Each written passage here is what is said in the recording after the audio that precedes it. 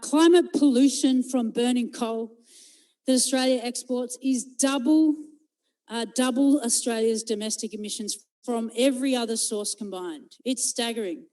And if Australia wants to address climate change, we have to start by stopping our coal exports and stop the opening of the Galilee Basin, which was and still is the second biggest coal expansion in the world, just after what is planned for Western China. So here's a graph from the chief economist. It's a recent graph. The little bars on the left represent coal expansion in New South Wales. The ones on the right represent coal expansion in Queensland. Guess what that big red bar in the middle is? The Galilee Basin. That's right. So if you're here tonight because you want to tackle the climate crisis, you're in the right place. 10 years ago, the plan was to expand the Galilee Basin by building 9 new mega coal mines and 6 coal ports along the Great Barrier Reef. 10 years since the coal industry announced those plans, it's been one hell of a ride. And thanks to all of you in the room tonight, but also watching at home, it's been 10 years of people-powered success.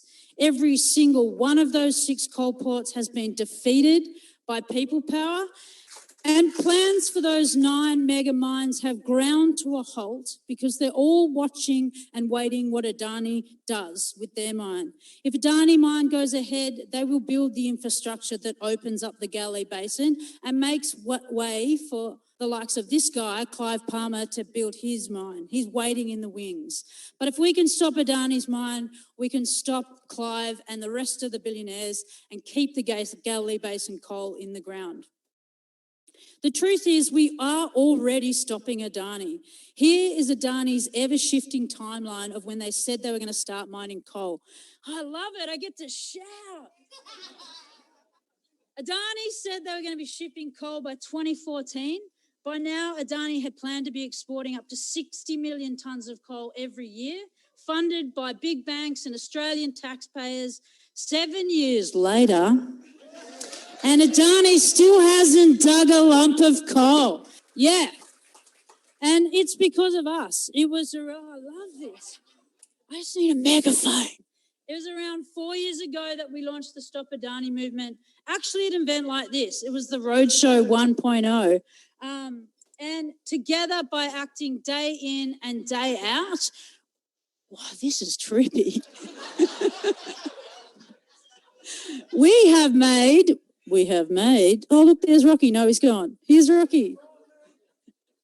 We have made Adani a household name. And, you know, that doesn't just happen automatically. It happens by getting out on the streets. It happens by talking to people at farmers markets, baby Stop Adani things, signing up posters, thousands of online petitions, protests, talking to people, and, of course, protest after protest after protest.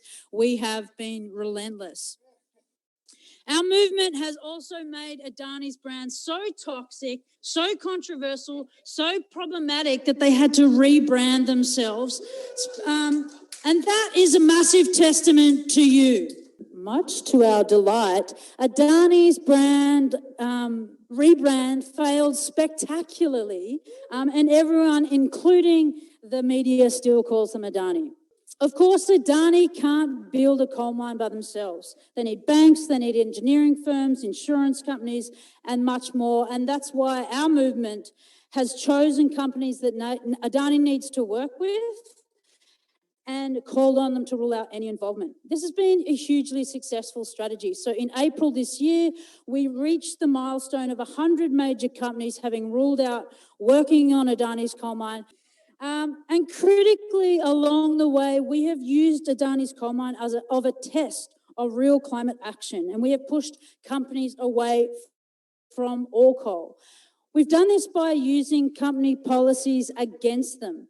Many companies have policies that don't allow them to rule out specific projects. So when we push them, they say, we hear you, but we can't possibly make a statement about this one project. This means that in response to our pressure, many companies have been forced to change their approach to all coal so that they can rule out Adani's project by extension. So to illustrate this point, I'd like to draw on one of our most recent victories to push the Lloyd's Insurance marketplace to dump Adani. And again, I hand over to Jackie to tell us all about it. Give it up for Jackie. We were part of the Lloyd's push, so I just want to talk a little bit about that. Lloyd's is a huge marketplace, insurance place in London. We knew nothing about them, but we got a tip that Adani was getting their insurance from them. So we sent them an email, well, these guys did, sent them an email, and their response was that they do not have any policies guiding what they insure. These guys didn't stop sharing slavery till it was illegal. So we got on board, sprang into action. We sent emails, we called, we did all kinds of things, actions all over the place. And we reached out to all kinds of people overseas. They did actions. And then within 6 months, Lloyd's cracked, wide open. First time in 300 years, they put in an ESG policy. The first time they put out a policy banning anything. And they also, it was huge. They banned thermal coal mines, oil sands, and Arctic energy exploration. So it was amazing. And it starts next year. So we're hoping you guys will join us to keep hammering Adani and their mine and using that to push so many companies away from coal altogether. Thanks. So let's address the elephant in the room. Adani's coal mine is under construction. It was quite confronting for those of us on the tour to see just how many trucks are piling into that place and the damage they are doing to Wangan and Jagalingou country. Now, obviously, Adani and their allies at the Murdoch press and in federal politics are desperate to convince us that there's no hope of stopping this mine. History in this country of stopping giant projects that were under construction. Let's take the Jabiluka uranium mine fight as just one example. Not only was that campaign to stop the Jabiluka uranium mine successful, they actually had to refill the mine with the ore that they dug up, literally reverse. And, you know, I guess I learned recently why we can actually stop these projects in the construction phase. And it's because, you know, everything up until the construction phase is just pushing papers around in an office somewhere. Adani's pushing papers around. But during this phase, they have to pay millions for workers' salaries. They have to pay for equipment hire. Whenever something goes wrong, it costs a lot of money. And right now, if a company decided they didn't want to be associated with Adani's coal mine, it could spell disaster for Adani's plans. So together, we have made construction a slow, risky, and expensive disaster. We know it's a disaster. This is a Google review, of all things, from a former worker on site. Have a read of your own time. It's not glowing. Every week, there's another story about Adani workers saying the construction is a shambles, about the rail line getting flooded, about Adani being caught breaching environmental conditions 8 times. And it's an expensive disaster. In a submission to the federal government recently, Adani said they had to pay about $20 million a month to its key contractor BMD, and that is just one company. Galilee Blockade's work spearheading the campaign to push a company named Downer away from the project has meant that Adani now have to work with a staggering 350 subcontractors, none of whom have had the experience Downer had in delivering such a complex project. It's become clear that the reason the project is a slow, risky, expensive shambles is because together we have ensured that the companies Adani wants and needs to work with don't want to be associated with this toxic project. So here we are. Together, we are keeping Galilee coal in the ground, and we're using Adani's coal mine as a test to push companies to make previously unimaginable moves away from coal. And yes, the mine is under construction, but every day Adani's house of cards comes closer to toppling down. Adani have gambled everything by starting construction. Now is the time to make them pay for it. Let's double down and end this mine for good. Thank you. So here's the good news. Our movement has made it impossible for Adani to get people to fund their mine directly. That is unprecedented. That's big news. But here's the bad news. The Adani Group is a huge corporate empire spread over something like 6 different stock exchanges, made up of dozens of companies. And whilst no investor will invest in Adani's coal mine directly, they are still investing in the Adani Group, other Adani companies. And Adani are known for shuffling money throughout their empire, and they're effectively taking the money from one company, shuffling it through their empire, and using that to fund their coal mine. So this means that any investor in any part of the Adani company is at risk of their money being used to fund Adani's coal mine. So who are these investment companies? Well, some researchers have looked into all the different ways you could invest in all of these different Adani companies, shares, bonds, loans, you name it, and they've found the biggest investors. Now, it's a very long list, and we'll make the whole list available from stopadani.com, but these are the 5 standout investors: BlackRock, State Bank of India, HSBC, JP Morgan, and MUFG. Now, why do they stand out? Well, take, for example, BlackRock. BlackRock stands out because they are the biggest overall investor in the Adani Group with a trivial, no, not at all, $650 million invested across the Adani Group. Now, who here has heard of BlackRock before? Can you put your hand up if you've heard of them? Cool, a couple of people in the room. That might be to do with the fact that they're the biggest investor in the world. They control $8 trillion. That's $8 million. Now, there's more to the story about these 5 companies as well. Not only are they the biggest investors in Adani, they're also amongst the biggest investors globally in coal. Again, to use our friends BlackRock as an example, BlackRock hold a whopping $85 billion in coal. And this is after their so-called commitment to start moving away from coal. Now, Adani needs these investment companies.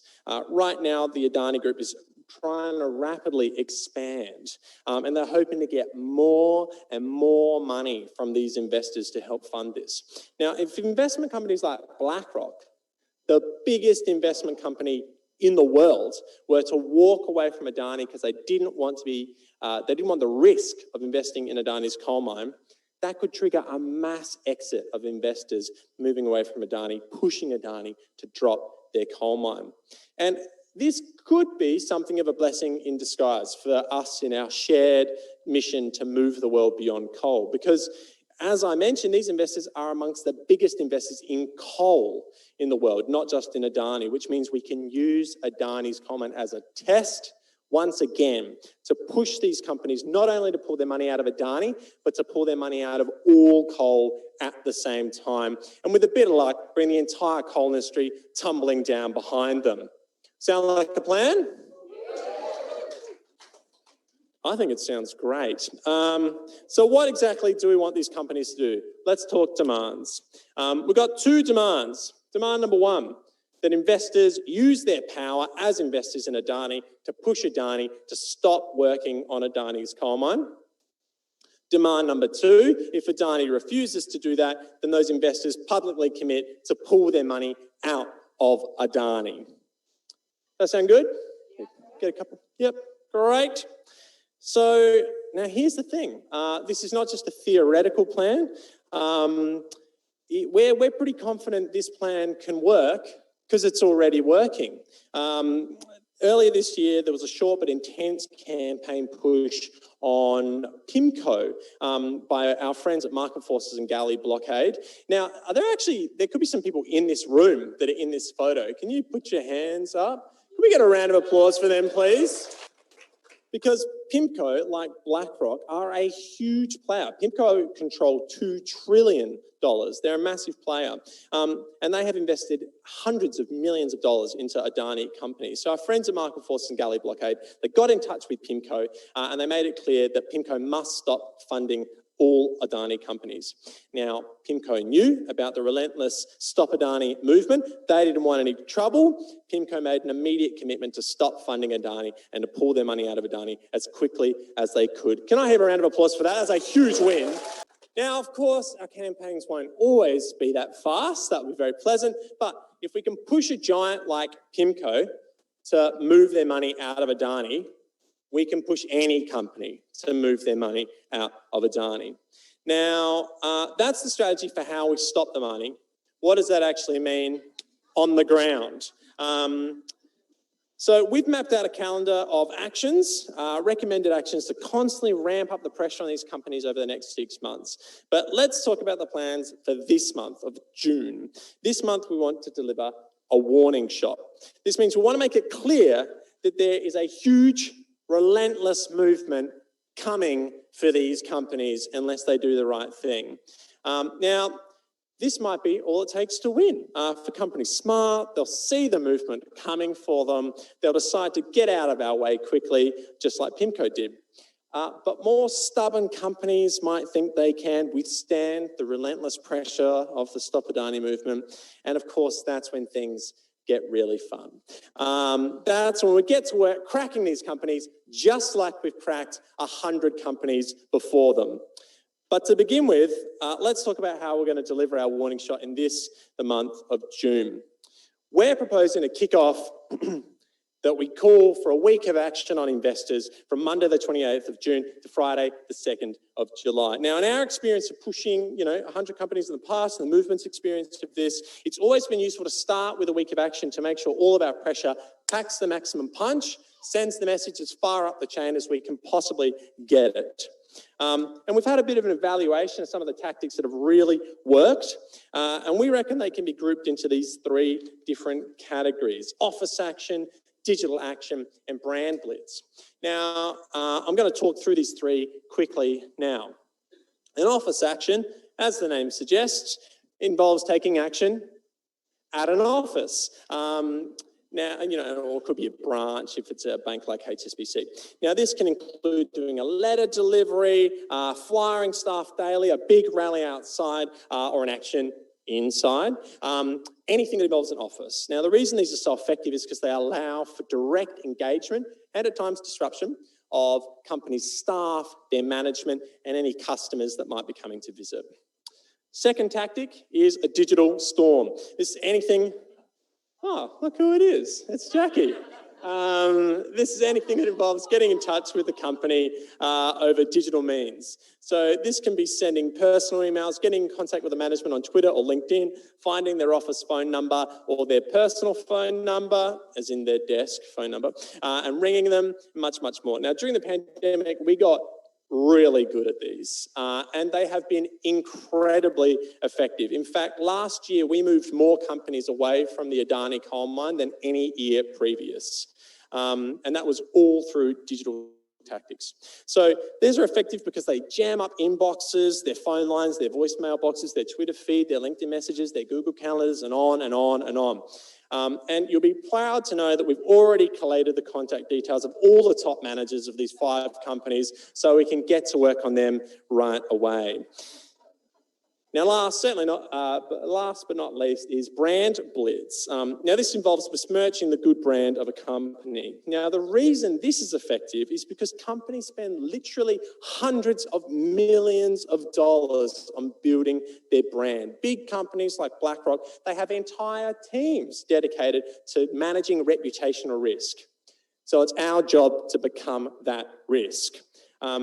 Now, this can be as simple as securing a package of stickers from the merch desk that name and shame the 5 companies we'll be going after and putting these all over your suburb and town. You'll be amazed how many stories we have heard from staff from companies that we've moved previously that went on holiday to a rural holiday town only to see their company named and shamed in a cafe in a rural area, the last place they're expecting to see it. It rocks them to the core. Or, of course, if stickering's not your thing, or you just want to go big, you could go big. If there is an iconic building in your suburb or town and you were to drop a giant 10-metre banner off of that building, I guarantee you would get the attention of the company. So if you don't have the brand in your town, bring the brand to your town. I also just want to quickly, because we often get asked about this, let folks know what resources we have for the Week of Action. There will be a Week of Action webpage. There'll be guides about the 3 tactics that I just talked about, a template letter for delivering to those companies to let them know our demands, as well as the online shop where you can order stickers and placards for your actions. Of 5 to 6 storm, so any sort of online action like an email, phone call session, or the brand Blitz, which is all about destroying the reputation. So again, we'll go out into the breakout rooms and you'll this action, which could be a letter delivery, a digital storm, so getting in touch with the company through any digital means. That means email, phone, with your friends in person or on Zoom. And 3, a bland Brits, which could involve a banner drop, lots of stickering, or any other creative ways. So these actions you can do anywhere in the world. You can do the brand Blitz and the digital action, even if you're not in a big city, even if you're not in Australia. And we want to organize our first set of actions right in the Week of Action from Monday, June the 28th, to Friday, July the 2nd. This is our opportunity to fire off a huge warning shot to all of these companies and build the momentum we need to pressure these companies to do the right thing and walk away from Adani's Carmichael coal mine.